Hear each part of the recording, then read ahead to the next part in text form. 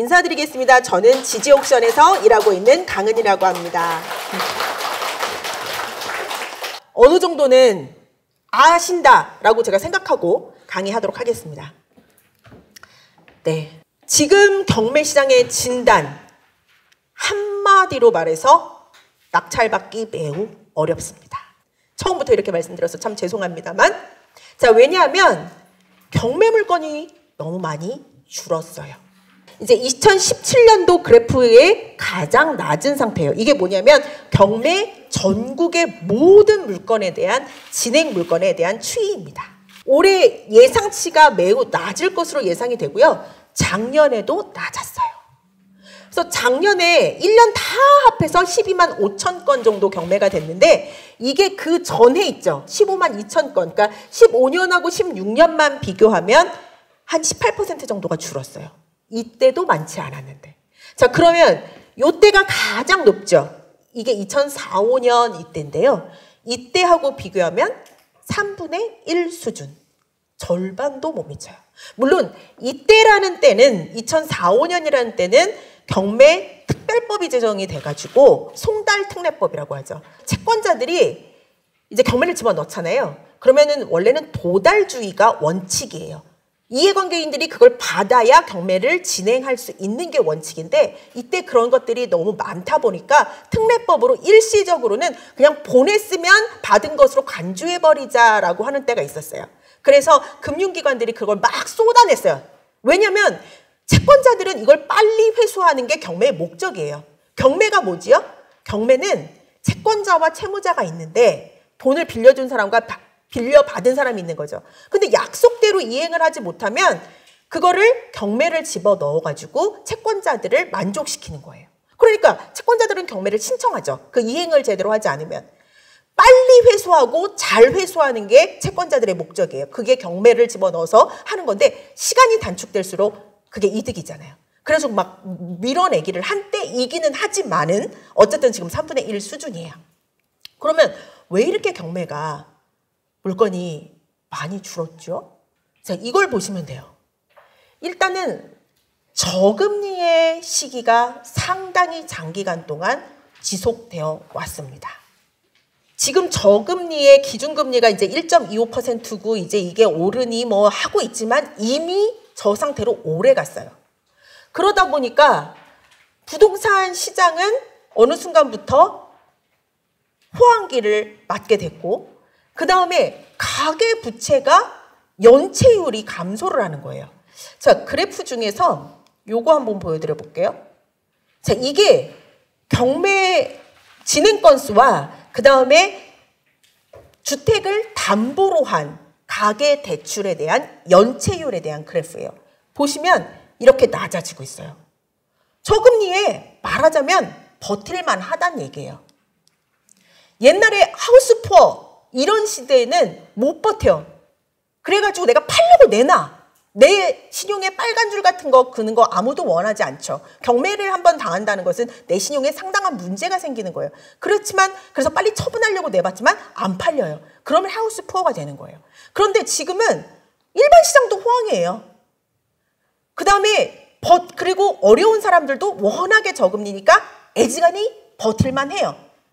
이러다 보니까 가계 연체율은 감소를 하고 시장도 활성화되고, 그러니까 경매도 하나의 부동산의 거래 시장이거든요. 여기에서도 수요가 증가해서 낙찰가 높아지고 연체로 나오는 물건은 감소하고, 이러면서 고경쟁, 고가격, 낙찰 가격이라는 얘기예요. 그러니까 말 그대로 녹록지가 않습니다. 자, 이거는 뭐냐면 아파트, 주상복합 아파트가 하나 있고 연립다세대 있고 주택, 그러니까 웬만한 주거용 부동산에 대한 낙찰가율이에요. 자, 그러면 2012년도에만 해도 한 평균적으로 77%였던 아파트가 지금은 92%. 자, 쉽게 얘기해서 무슨 얘기냐면 감정가 대비예요. 10억짜리를 옛날에는 7억 7천이면 샀다는 얘기인데 지금은 9억 2천만 원을 줘야 평균적으로 산다는 얘기예요. 그리고 아파트뿐만이 아니라 연립 다세대도 옛날에 비해서 상당히 많이 올랐어요. 감정가 대비의 낙찰가의 비율. 자, 이게 녹록지 않다는 것을 보여주고 있는 거예요. 자, 그러면 이건 뭐냐면 2012년 딱 놓고 2017년 딱 놓고 그때 두 연도의 차이만 있을 뿐인데 같은 단지, 같은 평형, 조건을 같이 했다는 얘기죠. 같은 단지에 같은 평형에 12년과 15년 몇 년의 차이가 있을 뿐인데 가격 차이가 있느냐 없느냐를 보여드리는 거예요. 서초동의 대림 이편한 세상 12년도 9억 7천이었는데 올해 11억이라는 얘기예요. 자, 3억 천이었는데 4억 2천. 여기 이렇게 있어 보면은 차이가 39%, 38%, 40% 평균적으로 한 30% 정도는 차이가 낙찰 가격이 차이가 나는 걸 알 수 있어요. 그래서 그러면 12년도의 사람들은 다 경매 고수가 낙찰을 받아서 무지하게 용 빼는 재주로 낙찰을 싸게 받았고 2017년도는 모두 다 초보자여서 막 질러댔느냐? 아니죠. 시기만 잘 타도 부동산 투자는 돼요. 경매 같은 거 아주 어려운 거 안 해도 될 수도 있어요. 그러니까 언론에서 말하자면 물건이 쏙 들어갔다. 전화가 빗발친다. 뜨겁다. 이런 얘기가 나오면 우리는 어떻게 해야 될까요? 대부분의 경우 가서 저도 그 불나방 같은 대열에 끼려고 하죠. 그런데 이렇게 팔짱을 딱 끼고 앉아서 가만히 있어봐라. 내가 가지고 있는 그 아파트, 그 땅, 그 다세대, 빌라 뭐 이 중에 무엇을 팔을까라고 생각하시면 돼요. 일단 그걸 파시면 돼요. 반대로 언론에 막 이런 얘기들이 나와요. 꽁꽁, 침체기, 빙하기 뭐 이런 얘기들이 나오면 그때도 막 의기소침해가지고 그래 부동산으로 재테크를 하는 시장은 끝났어. 이제 시대는 다 갔어. 이런 얘기하지 마시고 나는 이때 무엇을 살까라고만 하면 돼요. 이게 제일 쉽게 얘기한 역발상이잖아요. 누구나 그 명제에 막 그 대전제 같은 무릎에서 사가지고 어깨에서 팔고 싶죠.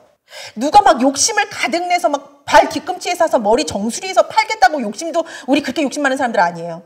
근데 언제가 무릎인지 어깨가 언제인지 사실은 잘 모르죠. 이렇게 시기만 역발상으로만 해도 사실은 돈은 번다는 얘기인데 그러기 위해서는 사실은 경매의 지표를 유심히 볼 필요가 있어요. 경매는 경기에 대한 바로미터입니다. 게다가 선행합니다. 경매시장에 이렇게 있다 보니까 늘 한 발 먼저 움직여요. 신기하게. 그래서 기자님들이 되게 질문들을 많이 해요. 아니 아직까지 일반 시장에서는 별 움직임이 없는데 왜 그렇게 경매법정에 가면 그렇게 사방에 사람들이 줄 서 있고 막 여기에 막 앉아 있고 막 화장실 간다면 비켜달라고 그러고 막 그러냐고. 왜 경매시장은 혼자 이렇게 난리냐고. 먼저 움직여서 그래요. 그래서 왜 경매가 먼저 움직일까? 선행지표일까? 라고 생각을 하면 별 뾰족한 사실은 답은 없는데 제가 봤을 때는 조금 더 투자자들이 밀집돼 있는 것 같아요. 그러니까 우리가 부동산을 산다 하면은 실수요자 아니면 투자자 이렇게 나뉘는 거잖아요. 거기에 있어서 당연히 실수요자와 투자자가 함께 구성을 하는 게 부동산에 대한 매수 시장이지만 약간 경매 같은 경우에는 조금 더 소위 투자자, 꾼들이 조금 더 빨리 냄새를 맡고 빨리 움직이고 하는 게 또 긴밀해요. 더듬이가 훨씬 더 세워져 있어요. 그래서 경매 시장은 좀 더 빨리 움직이는데 그러면 여러분들은 경매에 대한 막 이런 그래프 보시면 그리고 기사 같은 거 나오는 거 보면 경매는 남 얘기라고 하지 마시고요. 경매 시장에 다만 지표라도 좀 보세요. 올라가고 있나? 낮아졌던 게 꺾였나? 그래프가 달라졌나? 이런 걸 좀 보세요. 그게 바로 움직이고 있다라는 거예요. 근데 이게 무슨 그래프냐면 신권에 낙찰되는 비율이에요. 보시면 2017년 같은 경우에 수도권 같은 경우에는 전체 물건 중에 13%는 그냥 신권에 가져가 버린대. 근데 2012년도에는 2%밖에 안 됐어요. 그리고 이건 서울 같은 경우엔 22.8% 너무 높지 않아요? 22.8%는 신권에 그냥 바로 응찰이라는 거예요. 그럼 그게 감정가를 넘어서서 낙찰이 된다는 얘기예요. 아까 평균적으로 90몇 % 이랬죠. 그건 평균인 거고 진짜 봤을 때 어떤 거는 100% 넘는 것도 있고 어떤 건 막 90% 초반도 있어서 평균이 그렇다는 거예요. 근데 서울에도 2013년도만 해도 2%였어요. 그때 뭐예요? 다 한 번은 떨어지기를 의뢰이 기다렸다는 얘기죠. 근데 지금은 의뢰이 경매는 한 번은 유찰되는 맛에 사는 거지. 그럼 다 가져가서 없어요. 그러면은 제가 여러분한테 뭘 말씀드리는 겁니까? 경매는 싸서 하는 건데. 경매는요, 최소 원가의 부동산을 구입하는 유일한 시장입니다. 그거는 어김이 없어요.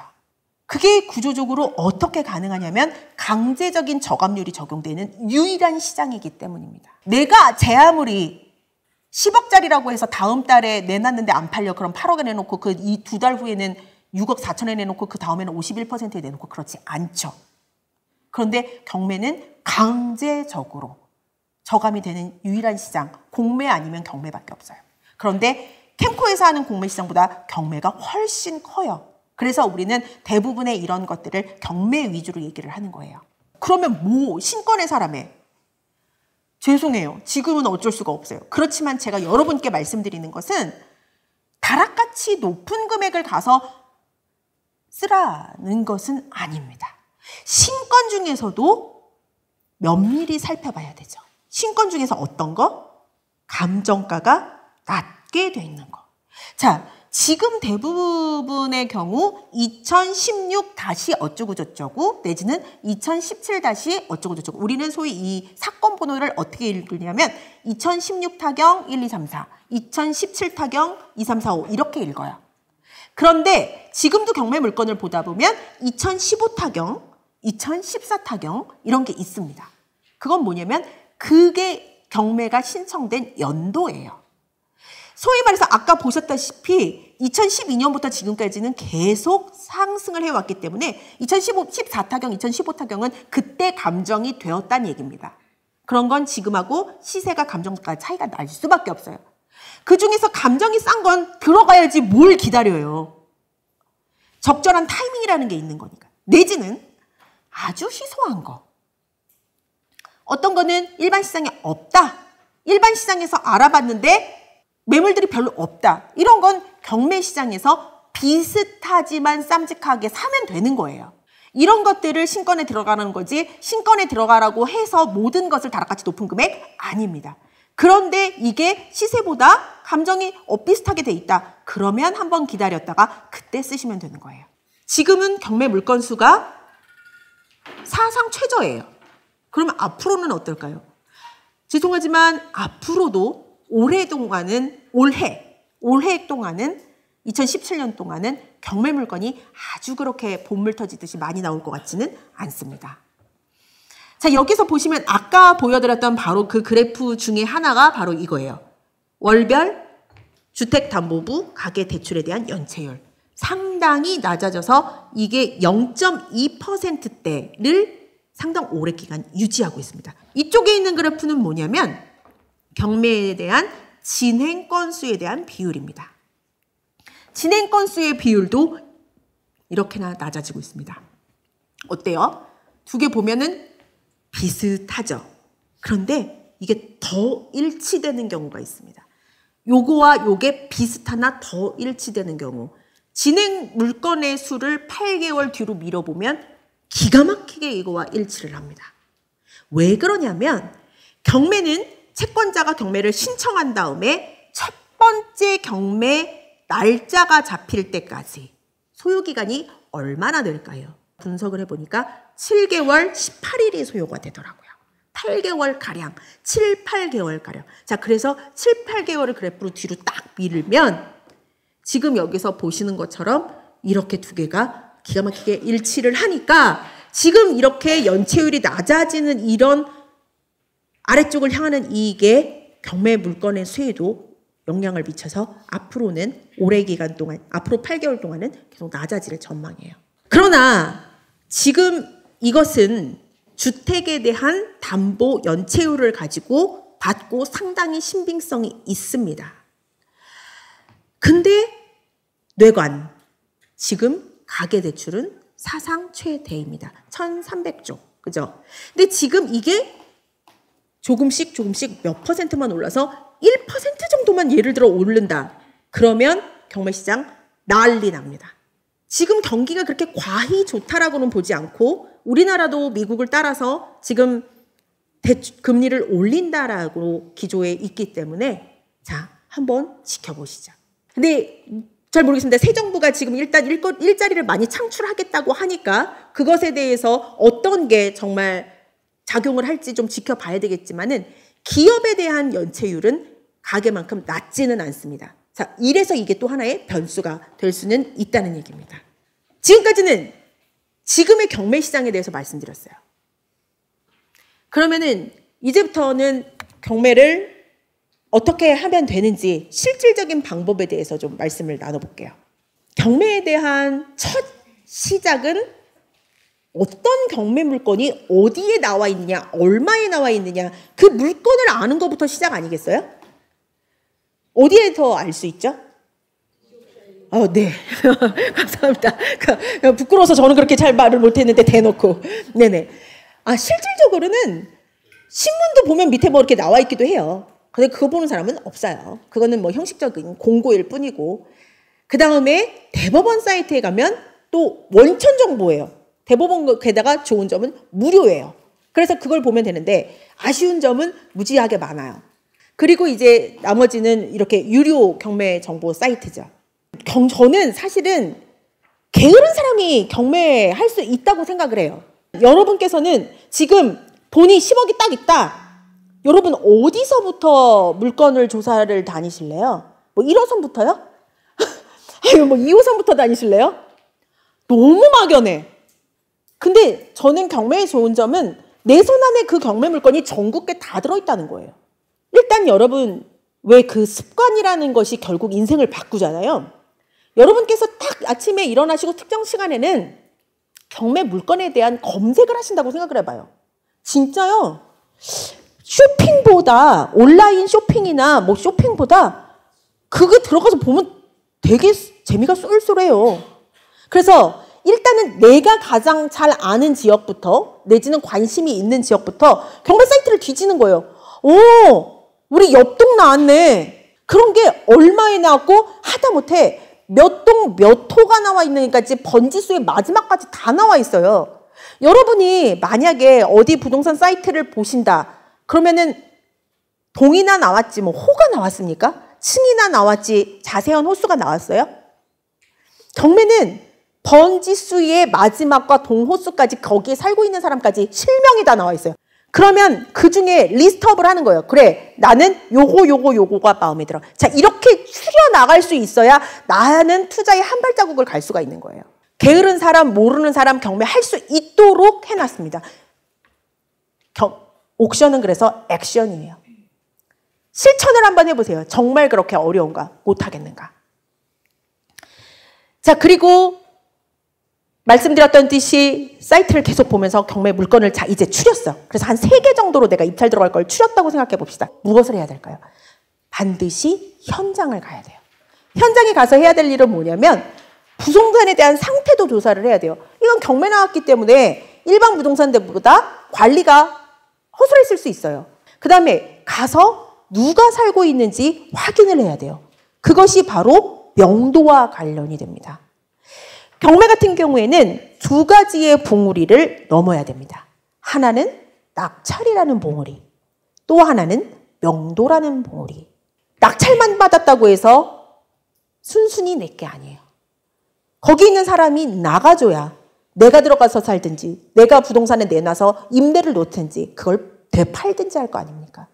그러기 위해서는 그 사람이 누구인지, 내가 내보내야 되는 사람이 누구인지를 알아야죠. 그런데 명도 얘기만 나오면 또 표정이 안 좋아요. 그렇지만 경매가요, 많은 법이 바뀌면서 낙찰자 위주로 많이 바뀌었습니다. 그래서 인도명령 같은 제도가 있어서 아마 거기 살고 있는 사람들이 한 80%는 인도명령 제도로 나가야 하는 사람입니다. 나머지 사람들은 뭐예요? 그럼 대항력이 있는 사람들. 대항력이 있는 사람들은 뭐예요? 그러면 내가 돈을 물어주거나 배당으로 받아서 나가거나. 그거는 퍼센트가 얼마 안 되지만 내가 돈을 내줘야 되는 사람은 어떻게 해야 되죠? 내가 그만큼 싸게 사야 되는 거고요. 모두가 다 그렇게 분석을 해요. 그리고 배당을 받아 나가는 사람은 나는 제 값을 줬지만 그 돈은 임차인의 보증금은 배당을 해서 받아서 나가면 돼요. 그래서 거기에 누가 살고 있는지 확인을 하는데 시중시장에 보면 다 있어요. 게다가 전입세대 열람을 하나하나 다 떼서 놨어요. 그건 무슨 말이냐면 주민센터에 가서 자, 이 집에 살고 있는 사람에 대해서 전입세대 좀 떼어주세요라고 하면 떼어주나요? 안 떼어주나요? 떼줘요? 안 떼줘요? 떼달라고 그러면 안 떼주죠. 그럼 어떻게 해야 되죠? 경매 정보 하나 카피해서 가시면 떼줘요. 경매 물건에 대해서는 떼주게 되어 있어요. 그냥 가지 말고 이것이 경매이니까 떼어주세요라고 해야 된다는 거예요. 그러면 그거 증명하는 거 하나도 어렵지 않아요. 그 페이지 하나 프린트해서 그게 사건 가져가시면 떼어줍니다. 그런 주민센터에서 발급받아야 되는 세대 조사를 다 해놨어요. 그렇지만 여러분은 현장에 갔으니까 옆에 있는 주민센터에 들려서 한번 확인해 보세요. 왜냐? 언제든지 달라질 수 있으니까. 그래서 이제 시세조사라는 거는 정말 현장에 가서 가장 중요하게 하셔야 되는 사항이에요.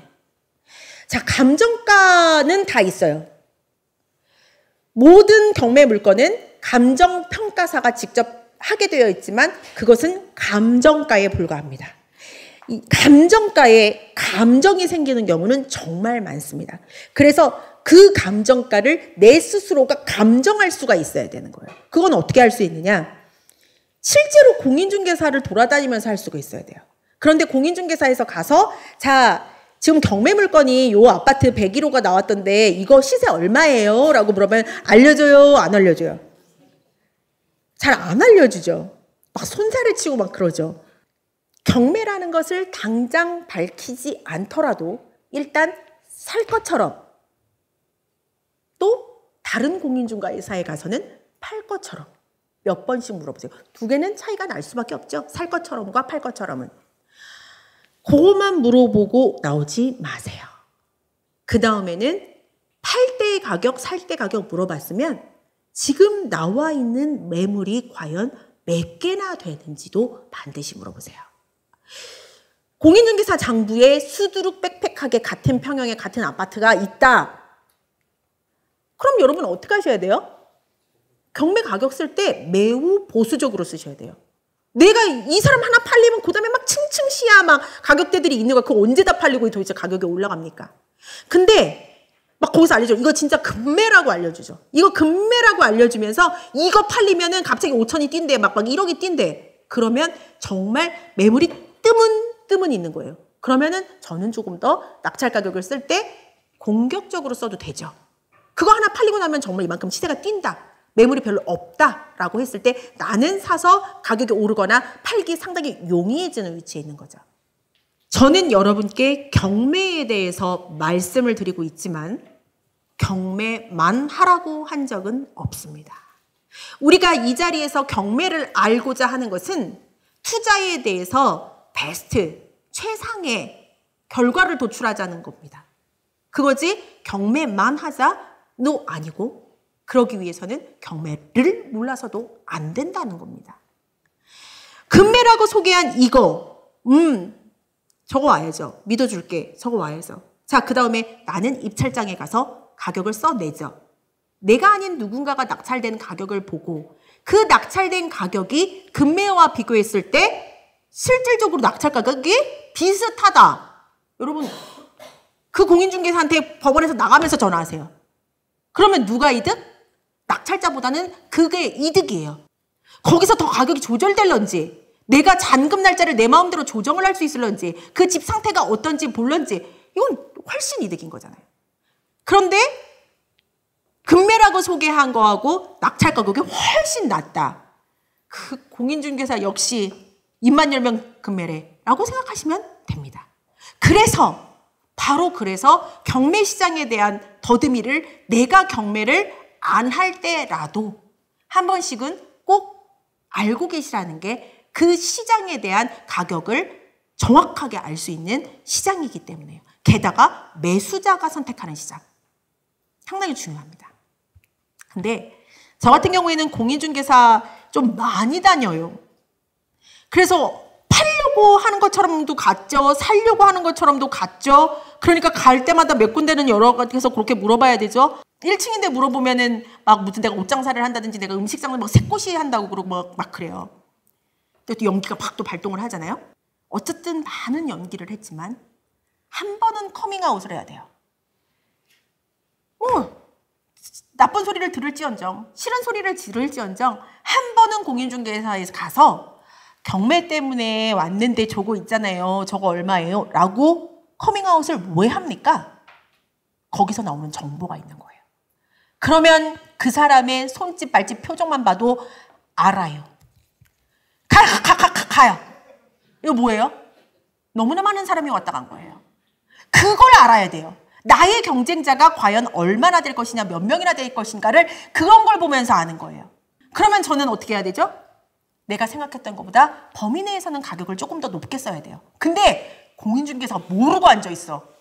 내가 여기가 막 커밍아웃을 했는데 막 모르고 있어. 그러면 내가 첫 번째예요. 많이 안 왔다 간 거예요. 그러면 저는 가격을 조금 더 보수적으로 쓸 경쟁률에 대한 파악이 되는 거죠. 자, 그 다음에 현장에 갔으니까 뭐 해야 돼요? 그 아파트의 관리사무소에 들러서 관리비 얼마인지 물어봐야 돼요. 이제는 또 관리비 얼마인가요? 이거 경매 때문에 왔는데요 하면 알려줍니까? 안 알려줍니까? 네, 알려줍니다.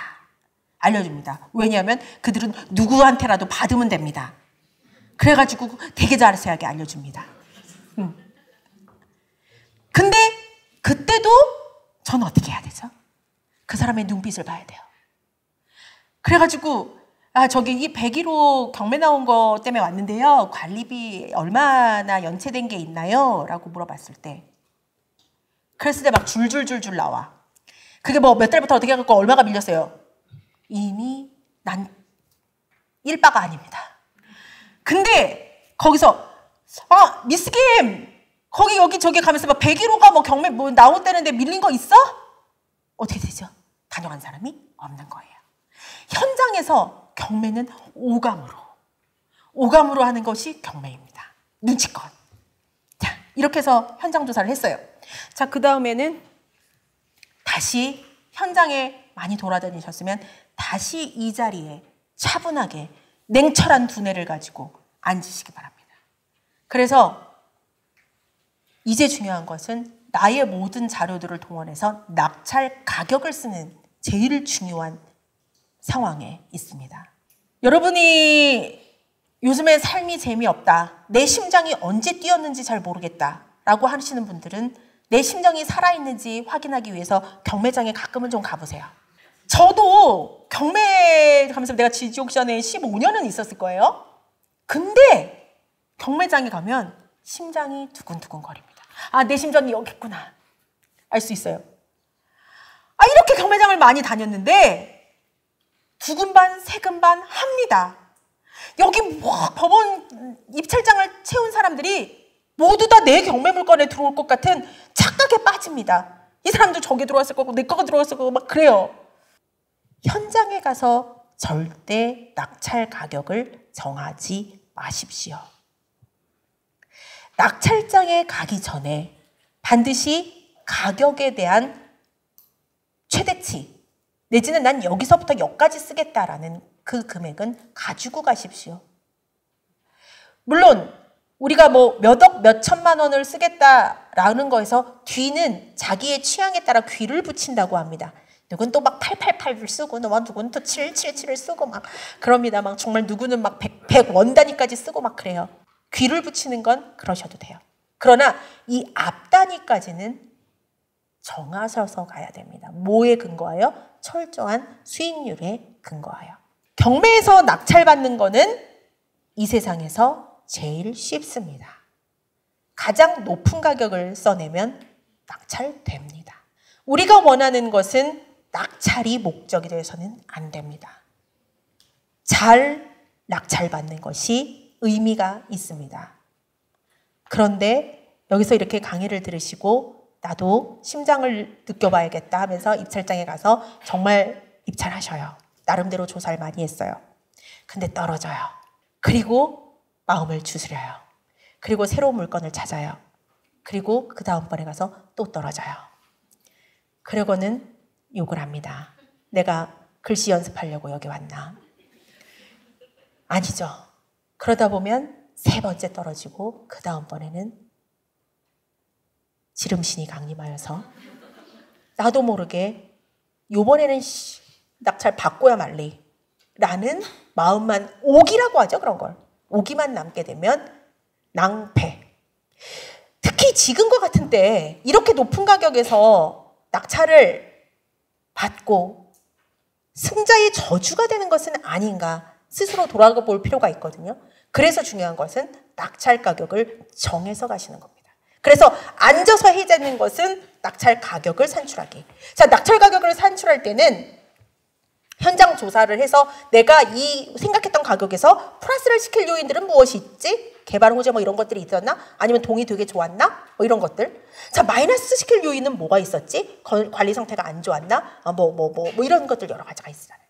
플러스 마이너스 할 요인을 찾고, 자, 그 다음에 낙찰가를 하는데 초보자하고 고수하고 낙찰가를 산정하는 시작점이 달라요.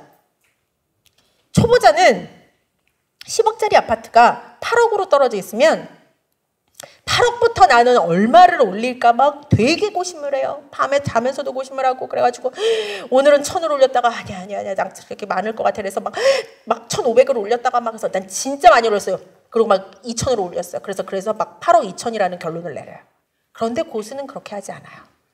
고수는 시세를 기준으로 나의 욕심껏 낮춥니다. 시세가 10억짜리라고 그러면 그래 10억짜리를 나는 도대체 얼마에 사면 만족할 수 있을까? 아주 싸게 사면 그 사람은 욕심쟁이죠. 그렇게만 살 수 있다라고 기대하는 것은. 그러나 나의 욕심을 버리고 자 10억짜리니까 그래 한 3천만 원만 싸게 사면 되지 않았을까? 4천만 원 정도만 싸게 샀으면 그렇게 해서 한다면 땡큐 아닌가? 라고 한다면 그 사람은 10억부터 내려요. 8억부터 시작하는 사람은 죽었다 깨어나도 낙찰을 받을 수가 없어요. 그래서 기준은 시세를 가지고 자기의 욕심껏 그것을 낮추시면 됩니다. 이렇게 해서 그 다음에 경매 같은 경우에는 현장에 대한 매물에 대한 가격도 당연히 중요해서 실거래가 이런 것도 봐야 되지만 낙찰된 것은 결국 경매 시장이니까 경매에 대한 사례들을 비교하셔야 돼요. 과거에 이 아파트의 이 동 내지는 이 주변이 얼마에 낙찰이 됐던 적이 있었던가. 그리고 그때는 경쟁률이 얼마나 됐던가. 경매이기 때문에 경매끼리도 비교할 필요가 있다는 거죠. 자, 그래서 지적신에 들어가면 인근 매물 사례를 딱 보면 동지번, 동지역, 과거에 대한 사례, 현재 나와 있는 진행 물건들을 다 보실 수가 있기 때문에 그것들을 참고하시는 것이 도움이 됩니다. 자, 이렇게 해서 경매를 어떻게 하는지 좀 알려드렸으면 이제 사례 하나를 볼게요. 빨리 봐야 되겠네. 이거는 제가 이제 낙찰을 받아가지고 팔았어요. 그래가지고 얼마가 남았다가 있기 때문에 여러분들한테 처음부터 끝까지를 보여드릴 수가 있어서 가지고 나왔어요. 이게 이제 홍대에 있는 2층짜리 이렇게 생긴 건물이에요. 지하 1층도 있고 이렇게 2층짜리. 자, 그런데 마포구 서교동, 그 다음에 면적은 150, 땅이 154평. 땅이 154평, 건물은 82평. 근데 감정가가 얼마냐면 61억이에요. 그래가지고 맨 처음에 저희 거들떠 보지도 않았어요. 왜냐면 이제 요건데 여기에 지하철이 이렇게 있고 제가 이렇게 뭐 그래도 연식이 좀 있어갖고 홍대에서 막 이렇게 클럽에서 놀거나 막 그랬던 연식은 아니에요. 그래가지고 홍대를 막 뜬다는 거는 알았지만 막 그 구석구석 골목골목을 잘 알진 않았어요. 그래가지고 저는 이런 것들은 그렇게 거들떠보지 않아요. 제가 좋아하는 것은 도로변에 있어야 되고 건물이잖아요. 건물. 제가 좋아하는 것은 코너에 있어야 되고 제가 좋아하는 것은 지하철에서 아주 가까워야 돼요. 근데 뭐 이렇게 대로변에 있는 것도 아니고 안에 있고 뭐 그런데 그 금액은 다까지도 없고 그래서 처음엔 다 스킵을 했어요. 그런데 61억짜리가 두 번이 낮아지면서 39억인가? 39억까지 떨어진 거예요. 그때 그래서 유심히 한번 보게 됐는데 그래서 현장 조사를 갔어요. 홍대에. 와, 근데 막 홍대에 가보니까 막 별천지더라고요.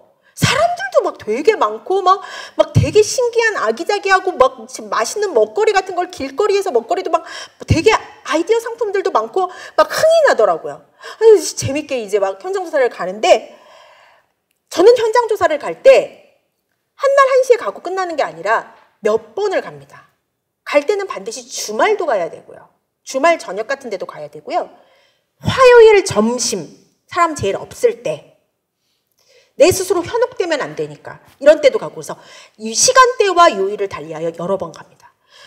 그런데 늘 사람이 많아. 그래가지고 막 사람들이 빠글빠글 모여있는데 무슨 막 연예인이 온 것 같아가지고 제가 막 옆에 있는 사람한테 물어봤어요. 막 옆에 있는 사람한테 뭐 누구예요? 누가 왔어요? 이렇게 했는데 그 사람이 이러는 거예요. 제가 중국 사람한테 한국말을 했던 거예요. 연예인이 누가 왔냐고. 막 외국인도 너무 많은 거예요. 그래서 막 기사를 찾아보니까 뭐 외국 여행객의 뭐라더라? 이 2명 중 1명은 홍대를 방문한대요. 그러니까 여기가 이렇게 땅값이 높아지고 될 수밖에. 그래서 이제 했는데 그때 2번 떨어지니까 39억이었나 38억이었나 막 이래서 이제 제가 관심을 가져서 봤는데 제가 처음에 갔었을 때는 요 모양 요 꼴은 아니었어요. 그냥 호프집이었어요. 구석구석 봤는데 왜 구석구석 볼 수밖에 없었냐면 유치권이라는 게 신고가 돼 있었어요. 금액도 어마어마한 8억 8천. 와우. 그래서 유치권이라는 건 뭐냐면 공사를 했는데 거기에 공사비를 안 줬다는 얘기예요. 그러면 공사한 흔적이 있어야 되잖아요. 그래서 저는 이 호프집을 위아래 보면서 저는 회사에서 회식을 올 건데 이 방이 좋을까 요만한 사이즈가 좋을까 하면서 구석구석 다 다니는 거예요. 어디가 도대체 수리가 됐나. 수리하는 적이 없어요. 뭐 별다른 수리를 한 흔적이 없는데 요즘 좋은 건 뭐예요? 옛날 로드뷰 같은 것도 다 볼 수 있잖아요. 그러면 작년 거, 재작년 거 막 옛날 로드뷰를 보면 여기에 대한 과거의 이력도 다 나와 있는데 뭐 달라진 게 없어요. 그런데 입찰 일자에 일주일 전이 되니까 딱 요 모양으로 바뀌는 거예요. 무시무시하지 않아요? 막 무단 침입 시 형사 고발, 침입 금지 그 다음에 여기 줄로 해놓고 이렇게 해놓고 빨간 라카 칠해놓고 여기도 유리창에도 뭐 유치권 어쩌고 써놓고 그랬어요. 웬만한 사람들은 어땠을까 이걸 보고 가면서 포기하겠죠. 저는 어땠을까요? 네, 네, 저는 미소가 나오더라고요. 자, 왜냐하면 유치권은 뭐라고요? 부동산에 공사를 했는데 공사한 대금을 안 줬을 텐데. 자, 금액이 8억. 저는 이 유치권이 허위라는 것을 확신할 수 있었어요. 자, 왜? 자, 감정가를 보면 감정가는 6억 1,700이지만 61억 7,800. 61억 7,800이지만 이 감정가가 어떻게 해서 나왔는지 대지와 건물에 대한 각각의 감정가가 나와요. 대지가 61억 1,700이고요. 건물이 5,700만 원으로 감정이 됐어요. 그래서 99%가 대지고 1%가 건물인데 아니 감정을 한 이 건물 전체가 5,700만 원이래요. 6천도 아니고 5,700만 원인데 어디다 돈을 발라가지고 8억의 유치권을 참 용감하게도 뻥을 쳐도죠. 8억이면요 건물 하나 지어요. 근데 이렇게 해놓으면 해둘수록 보면 볼수록 매력 있는 물건이더라고요. 이제 그 홍대에 가면 여러분 이렇게 상상마당이 있고 수노래방에서 수노래방까지의 메인 도로가 있어요. 거기 장사 되게 잘 되는데 거기에 하나 뒤에 있는 거예요. 그러니까 저는 이게 지하철역에서 멀다고 해가지고 구석에 있나 했더니 여기서부터 여기가 수노래방에서 여기서부터 여기 수노래방에서 수노래방 어머 너무 홍대의 한 메인에 있더라고요. 그래가지고 이건 꼭 입찰을 들어가리 마음을 먹고 유치권은 가짜 딱 이렇게 하고 입찰에 들어갔어요. 전 또 쓰면 과감하겠습니다. 놓치고 나면 후회하기 때문에. 그래서 제가 쓴 금액은 어마어마해요. 38억짜리를 저는 51억을 썼어요. 그리고 낙찰이 됐어요. 당연히 이름이 불렸습니다. 이름이 불리자 1초 만에 하는 것은 바로 내 뒤에 사람이 얼마를 썼는지를 확인하는 일입니다. 4억을 더 썼어요. 그래서 대표님이 저한테 강 팀장 4억을 떡 싸먹고 온 거야? 그러더라고요. 가서 무엇을 하고 온 거야? 4억이나 더 썼냐는 거예요. 저는 2번 유찰돼서 39억인가? 뭐 그거를 한 번 유찰됐으면 80%면 그게 48억인가 그런데 그걸 넘어서서 쓴 거예요, 저는. 제껴야죠.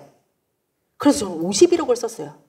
무려 다음 사람하고 4억이나 차이가 나면서 8명이 들어왔더라고요. 아, 이제 제대로 고수만 8명이 딱 붙은 거죠. 그 중에서 이제 이긴 거죠. 일단은. 그래서 대표님이랑 같이 가가지고 보면서 대표님 너무 심란하대요. 그래서 제가 뭐라 그랬게요. 그리고 또 다음씩 가서 이건 도대체 어떻게 해결할 수가 있냐고 뭐 이러시길래, 대표님, 이 지금 저항이 만만치 않은데요. 지금 이 순간에도 이 땅은 오르고 있습니다. 대표님이 주무시고 계시는 그 순간에도 이 땅은 계속 오르고 있습니다. 지금 이 순간에도 이 땅은 오르고 있다. 힘이 나요. 해볼만 해요. 그래가지고 이 명도를 하면서 얼마의 해결을 했을까요? 유치권 8억 8천짜리를 얼마에 해결을 했을까요? 이렇게 몇 천만 원에 해결을 했어요. 네. 그래서 저는 이분들하고 나중에 고맙다고 막 이렇게 친해졌어요. 이렇게 세게 유치권을 신청해서 고맙다고. 몇 천만 원, 아주 앞 단위에 몇 천만 원 갖고 해결을 했어요. 자, 근데 저는 이거를 보면서 당연히 주변에 대한 시세 조사를 하겠죠. 본건이라는 게 노란 줄로 되어 있는 바로 요거예요. 바로 옆에 번지 C, 그가 바로 옆에 번지예요.